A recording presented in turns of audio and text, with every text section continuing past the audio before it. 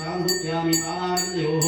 आद्यं प्राणुप्यामि अस्योः अभिप्याङ्के आरुप्यां सिद्धोदकं सामुप्यां स्वप्यामि गन्धर्व्यां नानाविध परिमళपत्रपुष्पणुप्यामि नमो भगवते सद्गुरवे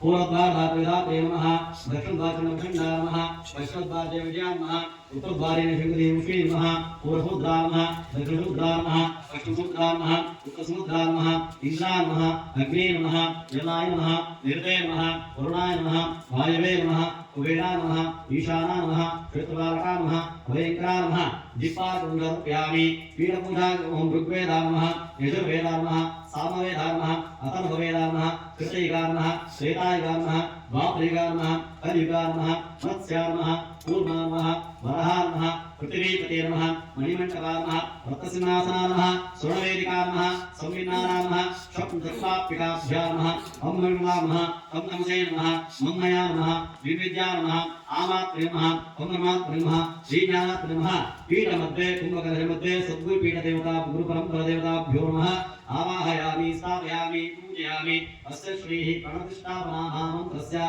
गन्धस्योपरिगन्धं कल्पयामि हरिद्राकुङ्कुमं समर्पयामि गन्धस्योपरिगन्धं कल्पयामि ॐ नमो भगवते श्री